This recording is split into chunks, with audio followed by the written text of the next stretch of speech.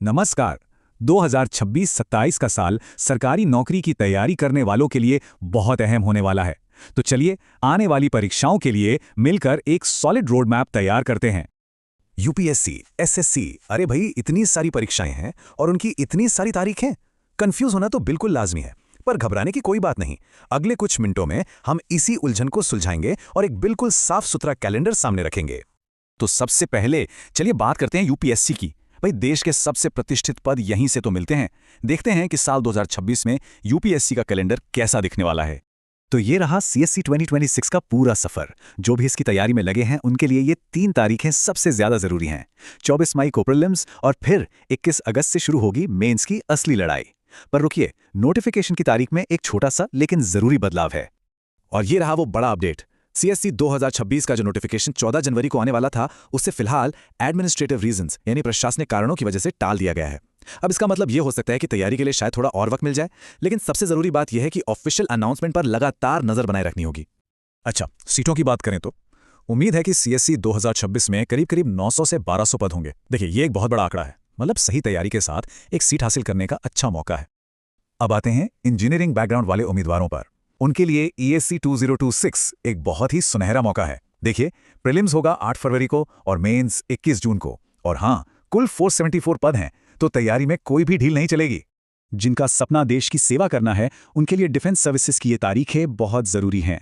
2026 में देखिए 2 मौके मिल रहे हैं, एक अप्रैल में और दूसरा सितंबर में। तो तैयारी के लिए अभी से कमर कसनी होगी। देखिए, यूपीएससी का कैलेंडर सिर्फ सीएससी तक ही खत्म नहीं हो जाता। नहीं, बिल्कुल नहीं। जियो साइंटिस्ट से लेकर फॉरेस्ट सर्विस तक और भी कई मौके हैं। इन तारीखों को भी अपने स्टडी प्लान में शामिल करना समझदारी होगी, खासकर उनके लिए जो आईएफओएस मेंस की तैयारी कर रहे हैं।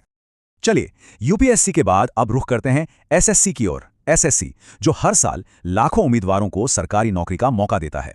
तो देखते हैं कि 2026-27 के लिए एसएससी का कैलेंडर क्या कहता है। ये जो टेबल है, इसमें एसएससी का पूरा कैलेंडर एक ही जगह पर मिल जाएगा।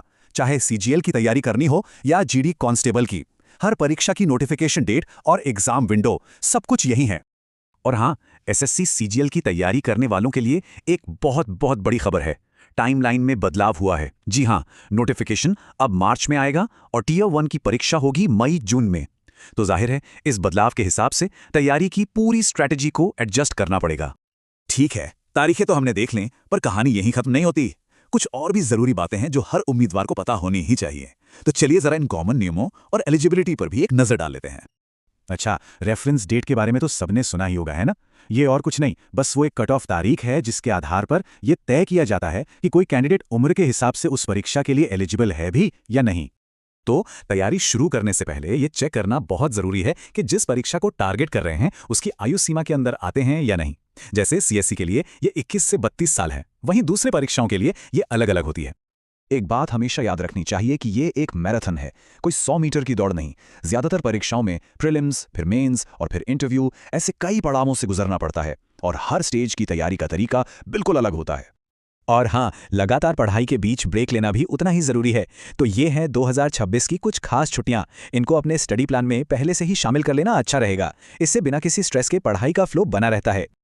चलिए, अब तक हमने जो भी बातें की उन्हें फटाफट से दोहरा लेते हैं ताकि सबसे जरूरी पॉइंट्स दिमाग में बैठ जाएं।